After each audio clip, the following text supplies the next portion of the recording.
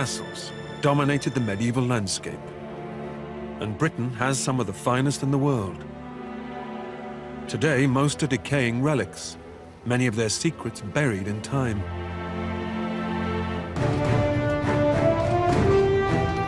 Now, historian Ruth Goodman and archaeologists Tom Pinfold and Peter Ginn are turning the clock back to relearn the secrets of the medieval castle builders. This is the ultimate in medieval technology. The origin of our castles is distinctly French, introduced to Britain at the time of the Norman conquest of 1066. 3, 2, 1,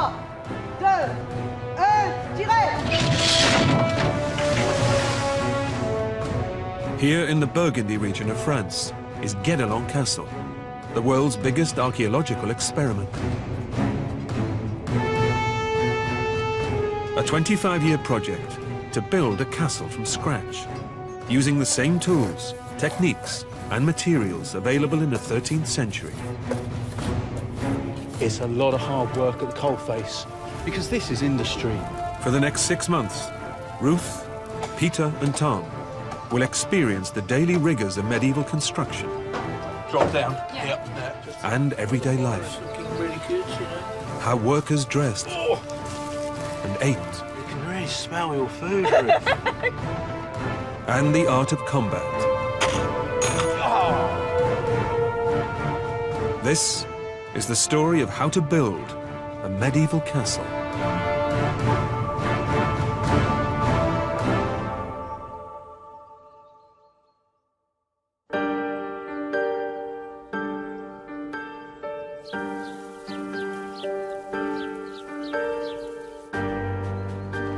It's March. Tom, Ruth, and Peter have traveled to Saint-Fargeau, 100 miles south of Paris, where Guédelon Castle is being built. They're now 17 years into a 25-year project, and over the next few months, its most defining features, the towers, will take shape. It's just something else. Look at those things up there. Oh, my goodness. Makes you dizzy. The team are meeting members of Guédelon's workforce. Master Mason, Florian Ranucci, and site administrator, Sarah Preston. This is amazing! Well, thank you so much for coming so far to see our castle in the making. I'd like to introduce you first of all to Florian. Florian is our master mason, so he's going to be guiding you throughout your stay here. You oversee this entire project. That is amazing. That really is.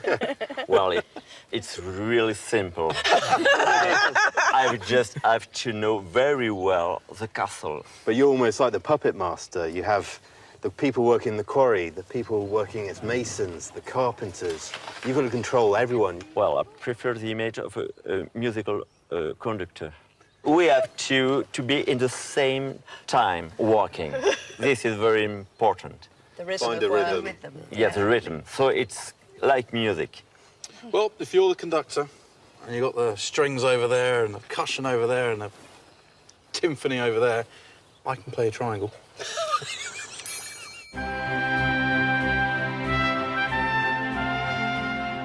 Building Guédelon is an enormous undertaking. It will require some 30,000 tons of stone that must be quarried, shaped, and lifted into position without modern machinery. There are also teams of woodcutters and carpenters constructing scaffolding, roofing, and doors. Blacksmiths making ironwork and tools, as well as tile makers and carters. In the 13th century, English workers crossed the Channel to hone their skills in France. France is where architecture is happening. Castles, churches, we're looking at their built environment and thinking, wow, they're really good at that. And we're importing all those ideas into Britain. As a military historian, you're very used to reading the theories behind how castles are made. But hopefully, as an experimental archaeologist, I can actually test some of those theories, put them into practice. 13th century life, there's a lot of questions surrounding it. There aren't that many records. So by the actual act of building this castle, it's almost like creating a window through which we can observe what 13th century life might have been like.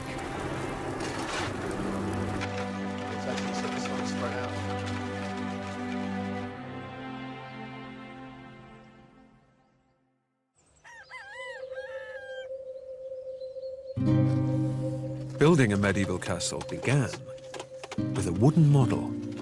So what is this model used for? In medieval times, they don't have a paper plan. Right. So they used to have a wood model. And I guess this is a way of the Lord saying, this is what I want my castle to look like. Yes, and the Lord, he can change things with the model. It's very easy for him.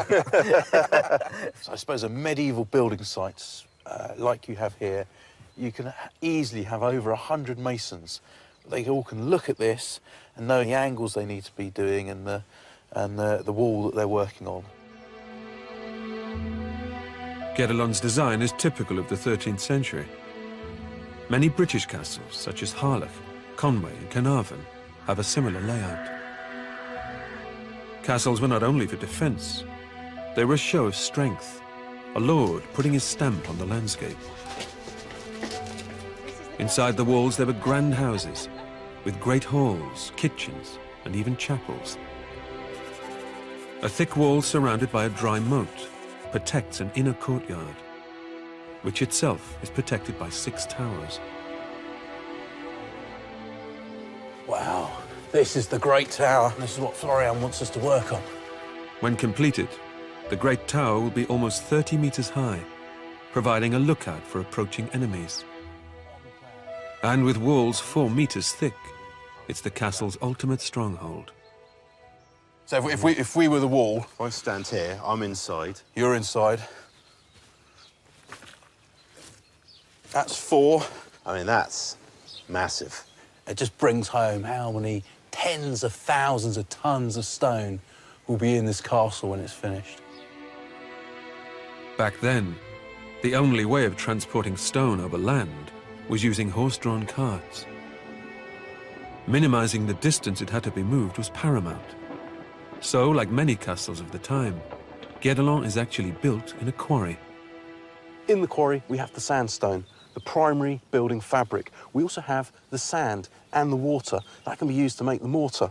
We have ochre, which again can be used for making pigments. We're on a clay lens here, and the clay can be used for firing tiles, roof tiles, floor tiles, and we're surrounded by forest, which is a source of timber. It's a source of fuel, so it can keep the blacksmiths going. Almost everything we need to build a castle is just a stone's throw away.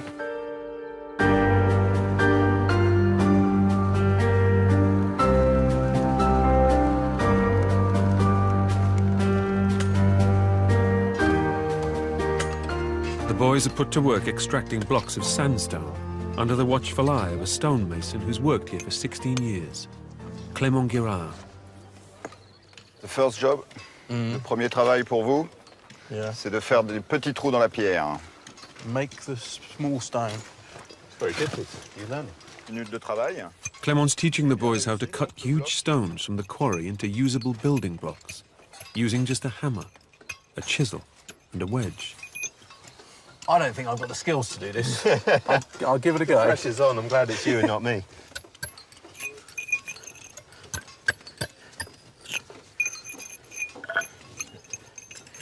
So making this hole to fit the wedge snugly. But obviously, Clément, with his years and years of experience, knows exactly how to orientate this. So the wedge goes into this one hole, you hit it, and that's going to cause a fracture in the already pre-existing sediment lines, and it will split in half. Clément, is he good? Oui, c'est bientôt fini. Bonne musique. Good music. Good music. And now, sledgehammer. Now, sledgehammer. Wow, you can just see the fracture starting to appear. This is not about brute force, it's about listening, it's about looking, precision engineering. Listen. Good. Perfect. I see this as a good omen, Tomo. The hardness of the sandstone varies considerably, depending on its iron content. The more iron, the harder the stone. So the medieval mason had a system of grading it. You've got 3 categories of stone here: the pith, the paff, and the puff. You've got the pith, this sort of black, high iron content sandstone, and that's used for the major load-bearing parts of the castle. The path, this more reddish sandstone, and the soft one, the puff, sort of very yellowy, crumbly sandstone. It's almost like we're shopping for stone, really, isn't it? We're coming out here, we're looking at the colours, and we can actually get what we want for the particular task we're about to do. These stones will form the main building blocks of the castle. Just as important as the stone were the workers.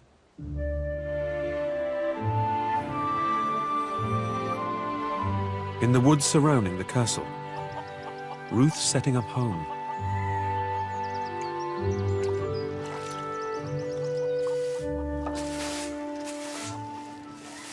Building a castle involves such a lot of people, and they've all got to live somewhere. So you get a sort of temporary community setting up at the edge of the building site as all these different people come and go with their various skills. And naturally, over time, that begins to become a bit more permanent, a village in the making. Indeed, many villages right across Europe, in Britain as well as in France, can actually trace their origin to being camps for workers on a building site. This small hovel is typical of a worker's home on a medieval building site. The workers' cottages somewhere like this were always going to be thrown up in a hurry and fairly sort of basic. But then so were those of most 13th century people. And this is our everything. This is all there is. Here is our kitchen, our living room, our sleeping quarters, just this one single space.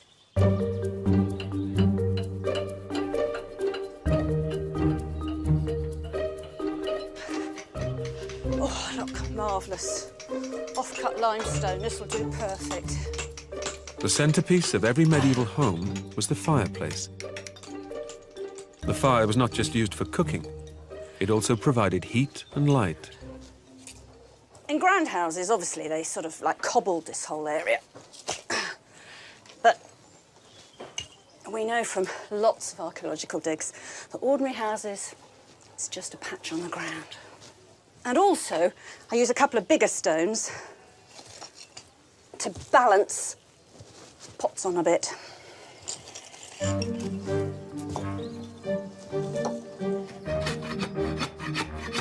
The cottage needs somewhere to store the staple foods of wheat and barley. Hi, Simon. Oh, hello, Ruth. How are you Hello, doing? I'm good, I'm good. I Nice was to see you. thinking about a grain ark. So Ruth is calling on English carpenter Simon Dunn to make a grain ark. I'm guessing that making furniture in the 13th century was rather different from what a modern cabinet maker would do. Oh, certainly. Certainly very different from what anybody would do now, or even in the last couple of hundred years. You're limited by the materials and the tools available. In the 13th century, saws were expensive, so carpenters used them only when absolutely necessary. Instead, wood was split using wooden wedges.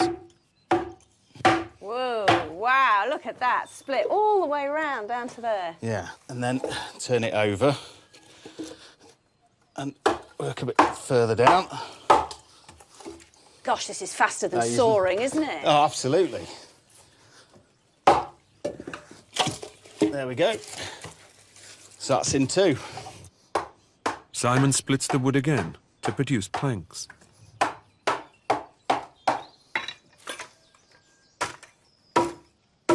So that's, you know, I mean, that piece particularly is a really good piece of plank. Yeah, it's pretty flat. You can work with it. And that's a couple of minutes. I mean, I hate to think how long that would take to have sawn. The rough planks must now be smoothed off. This is a side axe. It's just ground on one edge, so it's flat on the other. So you can just trim up the surface a bit.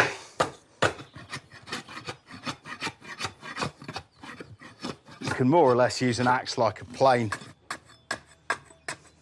Once all the planks are made, the ark is assembled without nails or glue. Pegs, your basic thing for joining furniture together. So instead of nails? Is pegs instead of nails, yes.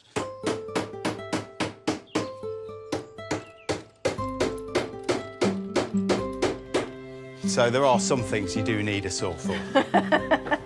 So we'll just cut the pegs off to size. Right. There's no glue or anything in here. So that's just wood. So it's just the wood holding the wood Just together, wood and holding wood together. it's not going anywhere.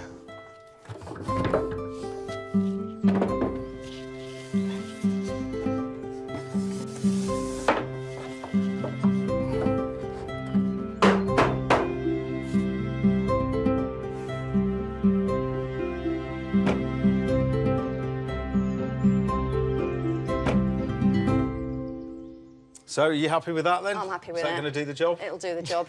Home isn't home without a grain arc. Absolutely not.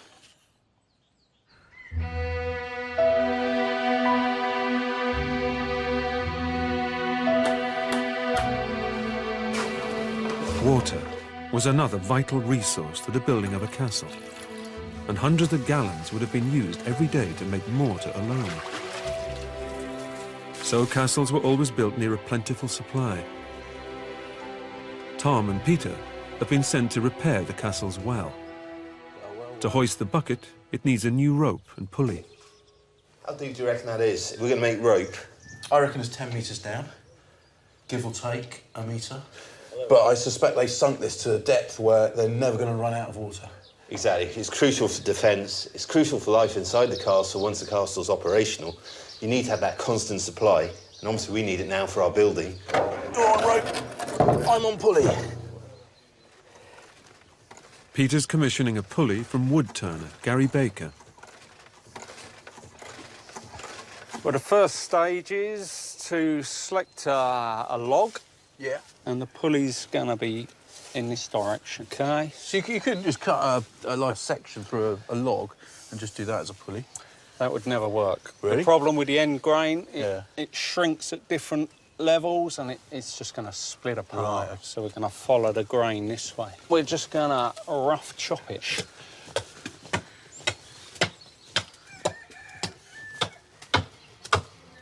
What's the wood that you're using then? This is ash. Yeah. Ash is a very dry wood, and therefore when it dries, it doesn't move that much. It's not going to warp and crack. A mandrel is hammered into the centre of the roughly shaped wood, so it can be turned on a pole lathe. Pole lathes like this have been used both in England and France since before the 10th century. So it's just a pedal, pulling the string around the mandrel.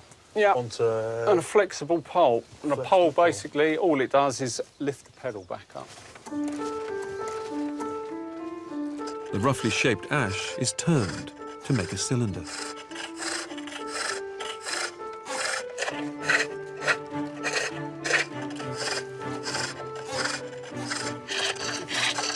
I have to say, watching you, that is really, really hypnotic.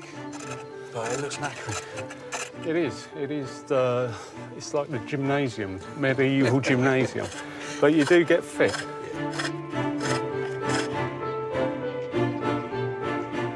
As well as a pulley, they'll need a rope for the well.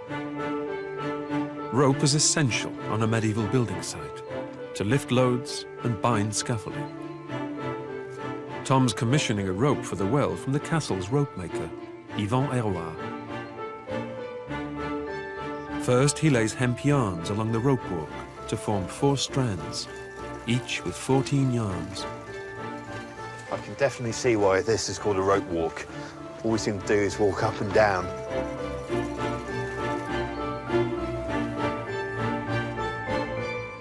For this 15-metre rope, he's actually walked half a mile, which is extraordinary.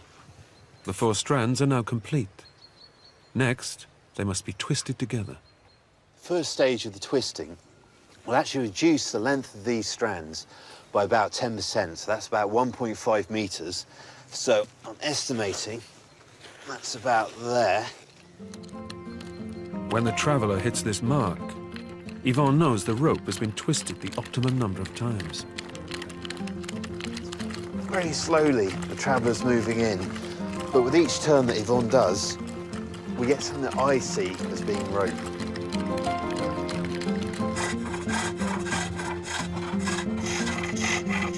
Gary's turning the cylinder into a pulley by cutting a groove in its rim.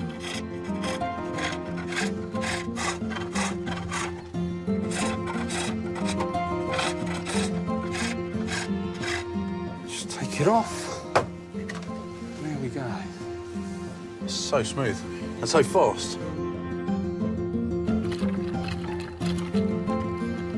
Stop! The yarns have been twisted to form strands.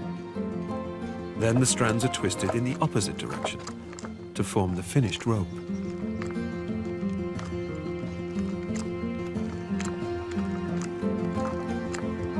To make the strands, you twist the yarns in one direction. And to make the rope, you twist the strands against each other. That way, you create that tension and that torsion, and it stops them unraveling.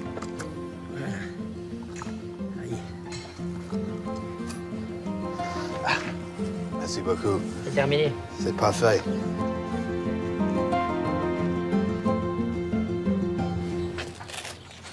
You go that now.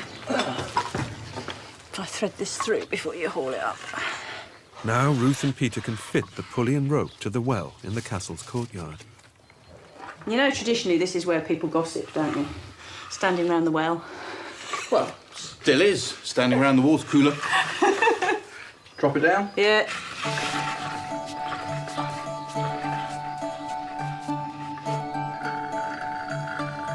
Long way down.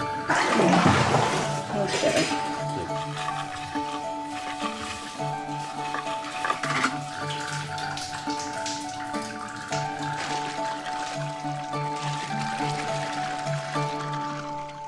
On a medieval construction site, the majority of the water is used to make mortar to fix the quarried sandstone in place. Okay. The production of the daily batch is supervised by Fabrice Mangot. Right, we need 25 baskets of this sand. 25? And 50 of this one. Mortar makers had a vital role to play in the building of a castle, as the strength of the entire construction rested on their mixture. Formulas were closely guarded secrets and passed down from master to apprentice. Due to the huge amounts of sand required to build this castle, they try and source as much as possible from the local area. And luckily, having the quarry right there means you've got a huge amount of sand on tap. Lime is the key ingredient that adheres the stones to one another. It's made by heating limestone to 900 degrees and then mixing it with water to create slaked lime. You good? That looks very nice, Peter.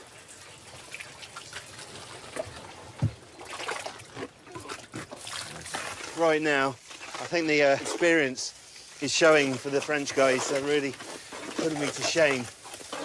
It's enjoyable work, though. I actually do feel like I'm now a bit more connected to the castle.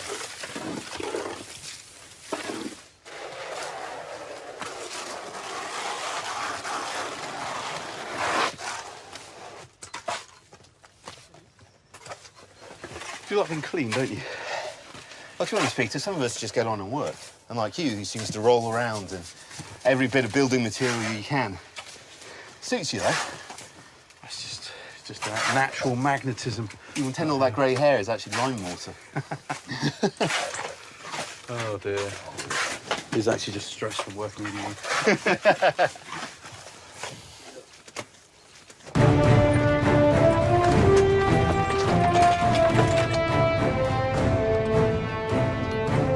Today's batch of mortar and sandstone are destined for the Great Tower. So far, it's reached a height of 18 meters, but when complete, it will be 30 meters high. The materials are hoisted to the top using a treadmill winch. The forerunner of the modern crane, it takes 2 people to power it and can lift over half a ton. I mean, these things are an absolute, well, godsend, aren't they? They are the machine of the medieval building site, bringing up all the stone for the walls. What do you think? We've got 500 kg of weight we're pulling up, and yet we manoeuvre it so easily, the two of us. My strength, your ballast. And look, there it is. This is the ultimate in medieval technology. To lower the cargo onto the tower, the boys simply walk in the other direction. Okay, so walk. Slowly, slowly. Yeah.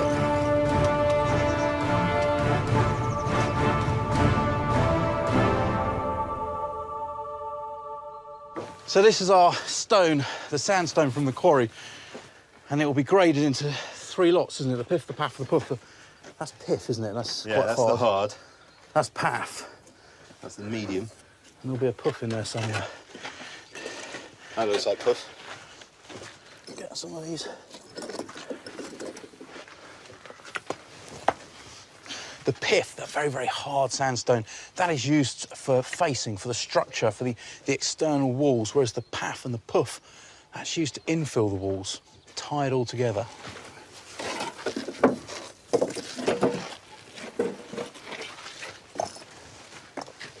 Philippe Delage began his career as a builder over 40 years ago.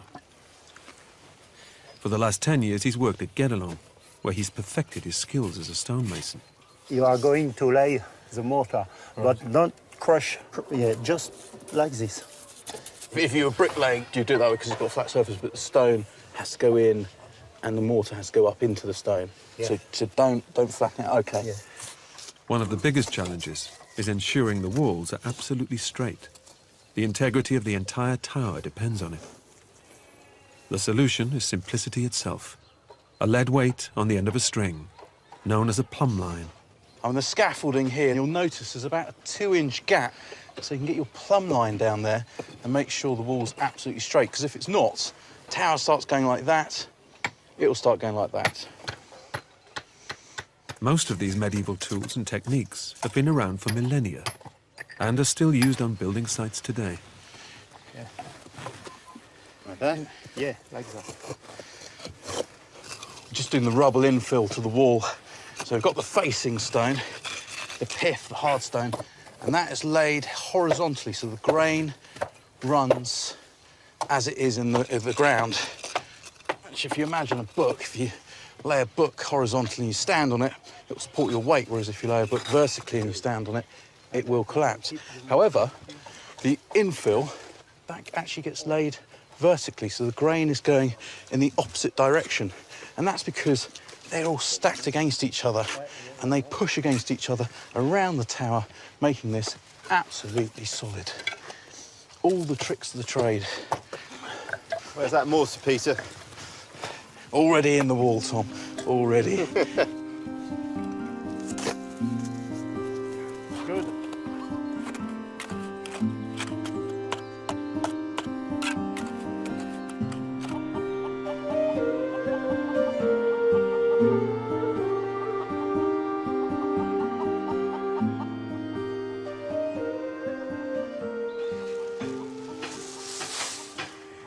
Now these, I'm hoping, are the secret ingredient to transform what is, frankly, a muddy hole into somewhere comfy to live. Medieval sources tell us cottage floors were strewn with rushes, but just how they were laid is a bit of a mystery. What I think might be the answer is to keep it in bundles and lay them in a sort of herringbone fashion across the whole floor. Look at that. And the temperature difference between putting your hand there and putting your hand there is quite astonishing. That is cold and wet and nasty. That is warm and dry and comfy. Every few weeks, Ruth will lay down new bundles of rushes. I think that when I get the fresh ones on top, what will happen is that the damp earth underneath will, as these crush down, will gradually compost, leaving you on top of new fresh reeds, well away from that, all dry and clean and warm. That's the theory. Nobody really knows quite how this works. We'll see. Back at the castle, slowly and surely the great tower is taking shape. But before they can build up the walls any further, a doorway into its third-floor room must be installed. It's got some limestone that's been shaped by the masons. It's going to go to the great tower for the doorway into that top room. We're just using this crane, as directed by Philippe. Using this simple lever system, one man can lift 4 times his own weight.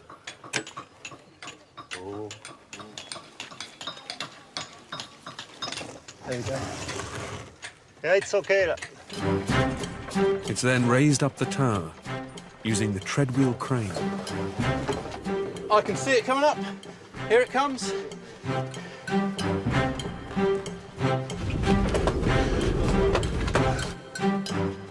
It's okay. You can come. How do you find it, Peter? I'm as dizzy as you like. Gets the heart rate up. Yeah, bit of a sweat going. Would you, this was the thing that built castles. And this was the thing that made men feel quite seasick whilst on dry land, like myself. Before the stones are fitted, a pintle is set into the stone, from which the door will be hung. It's held firmly in place using molten lead. So what they've done is they've built this reservoir out of clay, and that way you can pull the lead in, it's not going to drain off, and don't waste a valuable resource. The masons have just one chance to get this right, as the lead sets almost instantly once it hits the cold stone. Getting it wrong might mean the whole stone having to be replaced. Well, that looks brand new. That looks fantastic. It's amazing to think in a building of this size how little metal is actually used. But where it is used, it is essential. Now the stones can be set in place, on a layer of mortar. It's essential that they're perfectly aligned. So the forerunner of the spirit level, the mason's level, is used. Roman Britain, medieval France, or even a modern-day building site, these are tools and techniques that every builder would have been familiar with. These have been honed over centuries of use. It is timeless. It really is. It looks good now. Yeah. Our medieval square here says it's all good. It's ready for the next stone. Now the stone lintel that will top the doorway can be fitted. This is very, very delicate work. This is an extremely heavy stone, possibly the heaviest stone we've moved so far. I mean, that is a serious bit of kit, and it struggles to lift this. It's so heavy. I think we're right on the weight limit. Maneuvering this heavy stone with the simple crane is tricky. Good. Okay, got it, Peter. One slip and serious damage could be done to both the lintel and the surrounding stonework. You got that, Tomo? Si on est. Yeah. Yes, well done. Oh, I felt quite vulnerable then, I've got to be honest. It's almost perfect. Stone masonry, like so many medieval jobs, was heavy work. So a well-fed workforce was essential. To prepare food in the cottage, Ruth needs cooking vessels. Today, pots and pans are metal, but in the Middle Ages, they were often clay. Ruth is calling on the services of English potter Jim Newbolt. When people think about cooking with pottery, I mean, I think people are scared of it, the idea of it now, but it used to be the way of cooking. I mean, it is the oldest form of cooking utensil of any sort. That's it. Even your iron ones are called cooking pots. There's the clue. First, Jim makes the basic cooking pot on the wheel. He then fits handles so it can be lifted on and off the fire.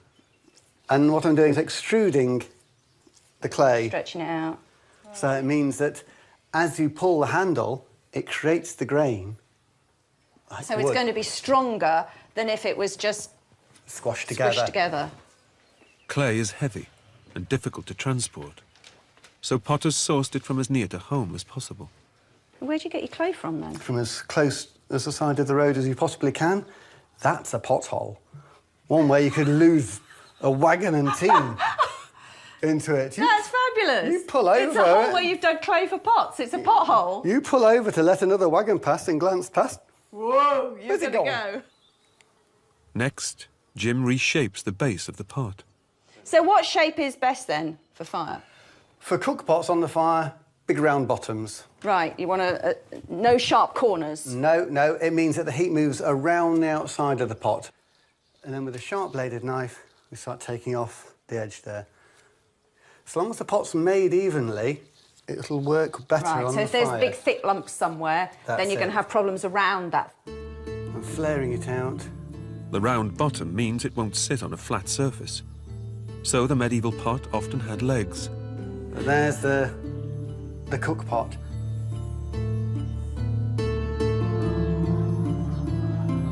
The hovel is now fully equipped and ready to sustain the workers.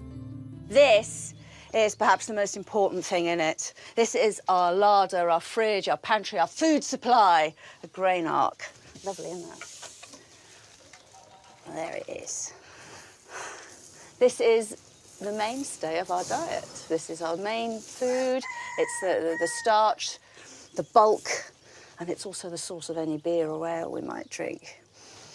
And the lid is not attached because it goes that way up and it becomes my dough trough when I need to make bread. It's really clever, isn't it? Simple. And then I've got all sorts of food supplies hanging about, and hanging is the operative word, because I don't want anything on the floor where mice and rats can get it, so hanging it either from the walls, like the vegetables in nets, or from the underside of the roof, keeps them safe away from all the crawling vermin, and the smoke, as it percolates its way out, keeps away flies. You can think of this space not just as a living space, but as a storage space.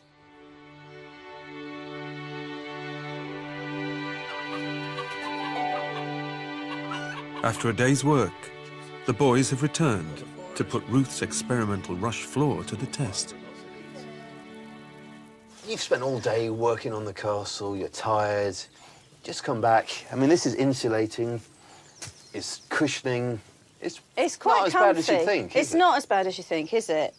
I mean, when they say they haven't got a bed and that's it, you just get a blanket and this is what you sleep on, it sounds a bit horrendous, but it's not.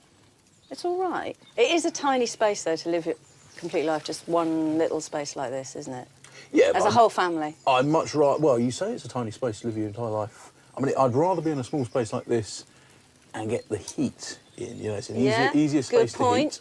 And also, how much time are you going to spend in here, really? Like, these days, you think, like, you know, a sitting room with a TV and a big sofa, because you're going to relax in there. We're going to be working most of the time, and you've got all your jobs and tasks to do. Yeah. So that's sort of like rest and relaxation isn't as important. There's less time for it. Speak for yourself. Cheers. Cheers. Salut. They don't clink, do they? That's about the only thing I've got against drinking bowls. They don't clink.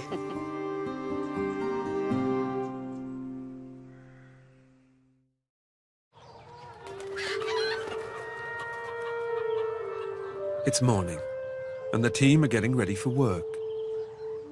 Knowing what ordinary medieval people wore is a challenge, but fortunately a few items of clothing have survived. Most useful garments were survived because they were actively kept, because they were the clothes of saints. They have been preserved in churches right across Europe. So this yellow dress that I'm wearing, this is something that has been derived from two early to mid 13th century saints. Saint Elizabeth from Germany and Saint Clare from Assisi in Italy. So it's loose, but can you see, look, there is quite a lot of shaping to it. You can see all these seams. It's made very particularly to make the cloth hang nicely no matter what position your body's in. I have a belt.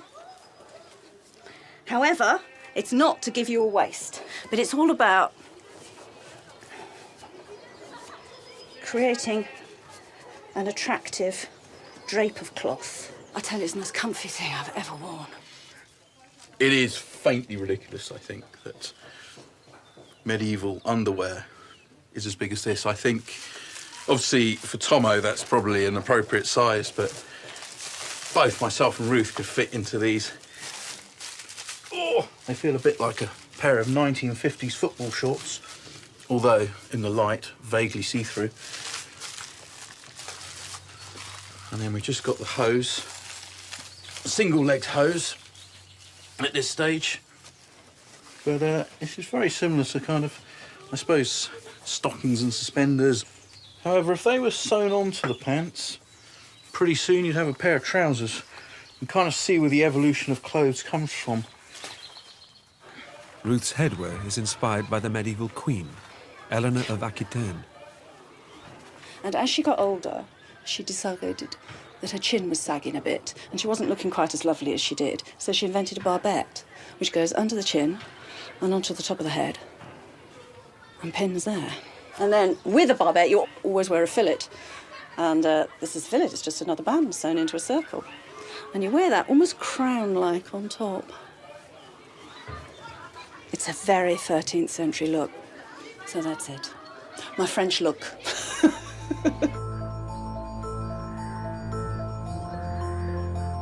Today, Tom and Peter have been summoned to the Masons' Lodge for the next stage of their apprenticeship, carving limestone. So far, they've been working with roughly hewn sandstone to build the castle walls.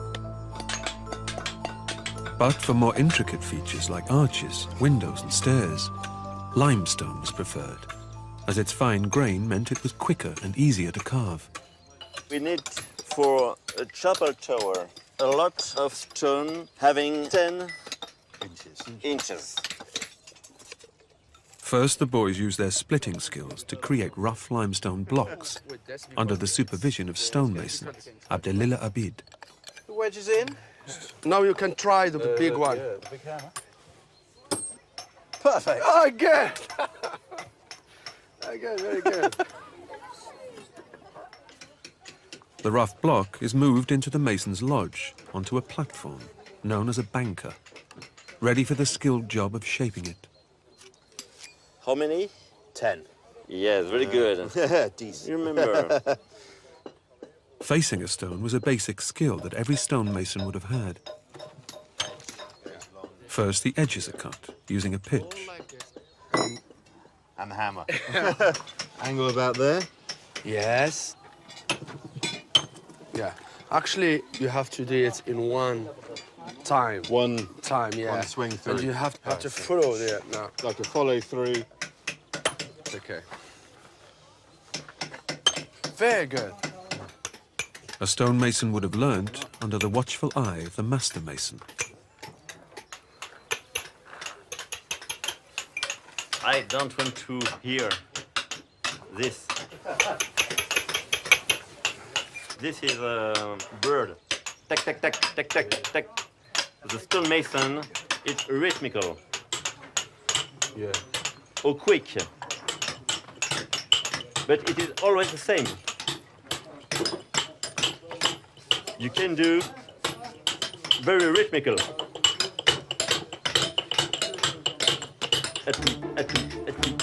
You only think at the rhythmical music, and a few minutes after, it's finished.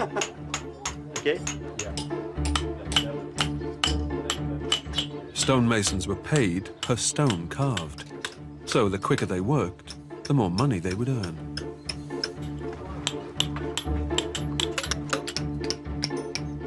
These limestone blocks are for the chapel tower. This year, the team are hoping to build the walls up by 6 meters to complete the chapel room itself. In the 13th century, religion was central to daily life, and nearly all castles had a chapel. Here we are. Well, we are in this room. Yeah. And we have to draw the niche in the east part of the room, just in front of us. Yeah. So this drawing you have is very much a kind of stylised view, but now as the stonemason, you must precisely mark it out. Yes, exactly. We have now to transform imagination drawing in useful drawing. The niche is where the altar will be. Before any building is done, the walls must be marked out with absolute precision. Okay.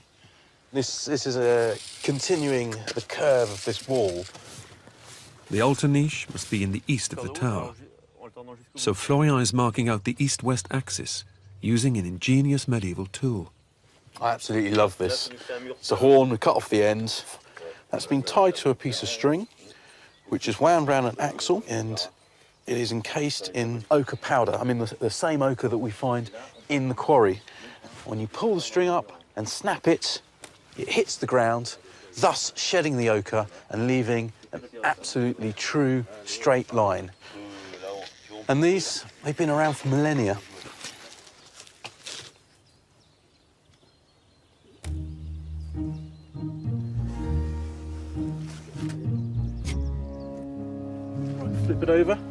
Using just a rope, dividers, and the ochre line, the chapel's walls are marked out.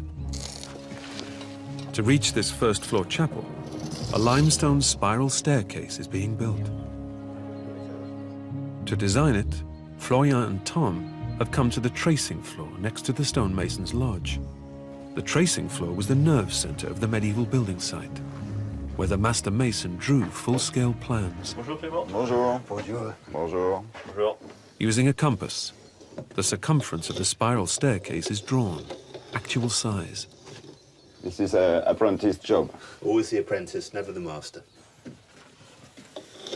Florian and Clément are working out the central part of our staircase, and that will form the column that runs up, connecting all the stairs. And now we're going to draw a 12-step.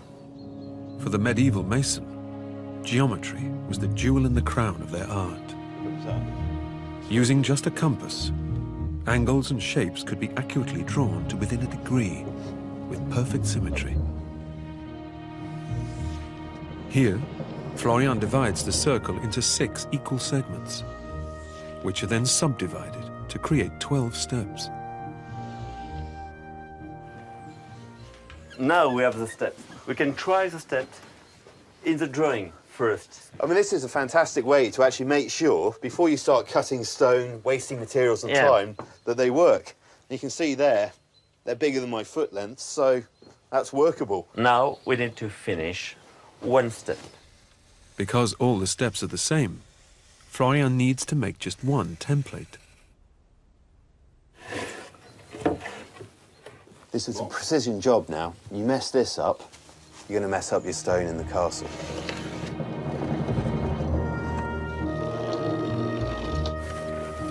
So the last thing to do is basically just cut the template.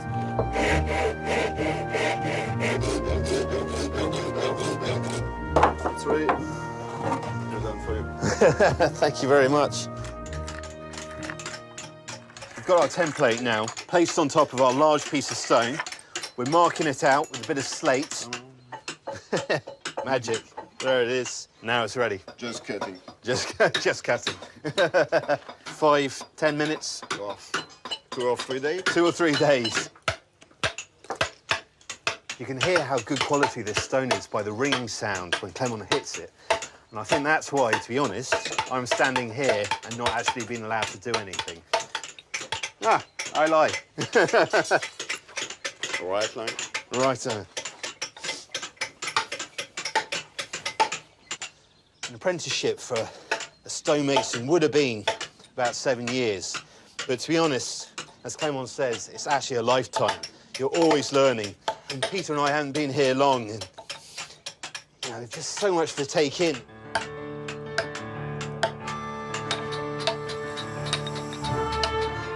Carving stone takes its toll on the tools, and every day they must be sharpened by blacksmith Martin Claudel. Is it true at Guédelon, if there's no blacksmith here for 2 days, work stops? Yes, work stops because we have to fix a lot of stone masonry tools, and if we don't do that, they can't work. First, the worn-down chisel is heated to 1,000 degrees to soften its tip. To reach this temperature, bellows blow air through the fire. I love these bellows. One goes up, the other one goes down. So it's constant airflow, isn't it?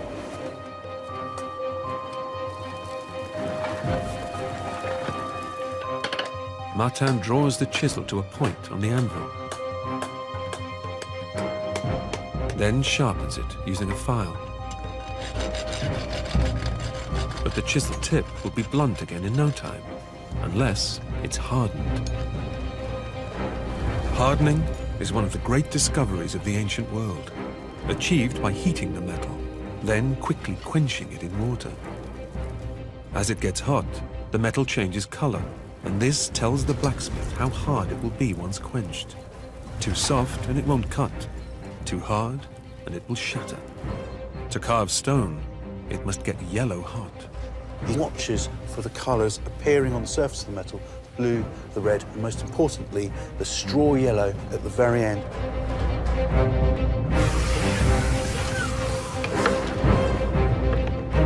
Now it's ready for the masons.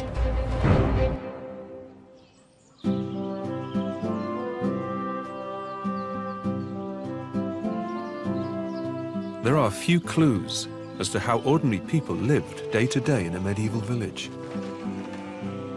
But Ruth's pieced together fragments of knowledge to work out how people did the most mundane of everyday tasks, like washing up. I haven't got a scouring pad, but I have got sand. For the pad, well, this time of year there's plenty of fresh grass. I could use straw just as something to rub with. Now, if I've got to deal with grease, that's a different matter altogether. Sand will take the worst of it off, but, you know, I mean, no amount of scrubbing with just some warm water is going to shift the grease out of something. You need a little bit of chemical help. And for that, I turn to wood ash, just straight out the fire. The wood ash combines with water to make caustic soda. When it comes into contact with fat on the dishes, it makes soap, leaving the dishes spotlessly clean. Handful of ash, wipe it round with a bit of grass or straw, rinse it out with hot water, and you get a clean pan. Easy peasy, huh?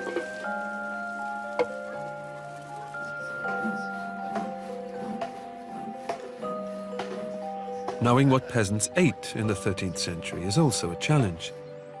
But we do know what ingredients they had to hand. Ruth has come to the castle's garden to see what there is to harvest. Could really do with some TLC, this patch of garden. But nonetheless, a fair few things are starting to sprout through, which is a relief.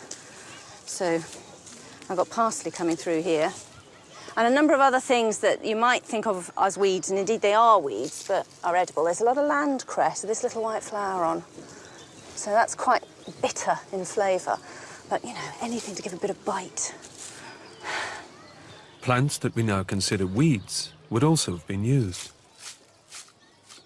There's quite a lot of dandelions and nettles too, which will help bulk it out.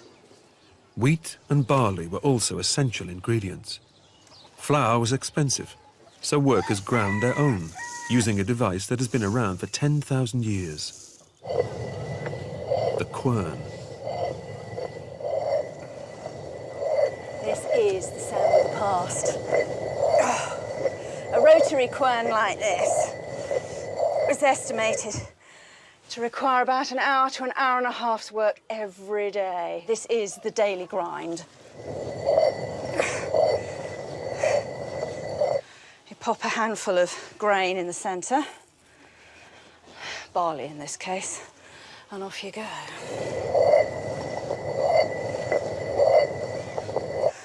The posher you were, the more refined your food was.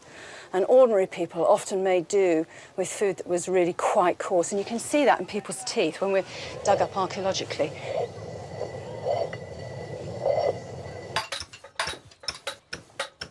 With the tools sharpened, Clement has put the finishing touches to the step. Now comes the delicate task of transporting it to the chapel.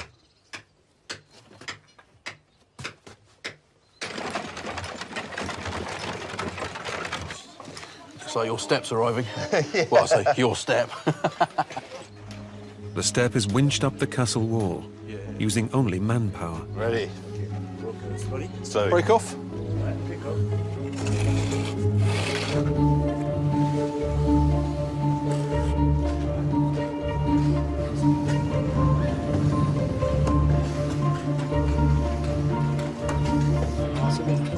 Once on top of the wall, it's moved up the tower using an inclined plane. One slip and the step could fall, wasting 3 days' work. Put it in, Peter. Rolling. be careful. Yeah. Don't move. Yeah. 3, 1, 2. These guys have been doing this for 15 years. So they know how to get things like this up here. But it's amazing what they can move without the use of what we call machines, but essentially the use of rollers, levers, inclined planes, pulleys, all made out of wood. Wood and stone working together, perfect harmony. Bit like me and Tomo.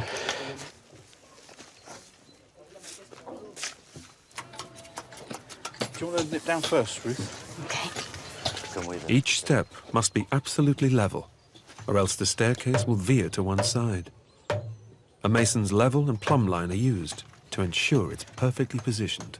I suppose this staircase has still got quite a long way up to go, isn't it? And if this isn't absolutely perfect, the first little bit of skew, and that just gets magnified as you go up.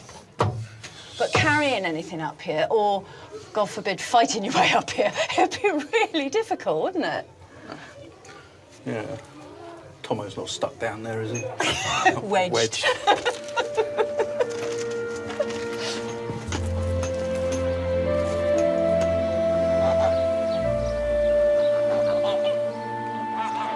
Using the greens from the garden and the ground barley, Ruth is cooking a medieval pottage in the clay pot. So, a little bit of water in there. I'm going to start with my leeks. This time of year, nettles are still quite tender. I wouldn't say that you add nettles for flavour particularly, but they are quite good bulk. They're one of the few things that grows in profusion at this time of year. That's softened down a bit now. Grain is added to create a porridge-like dish.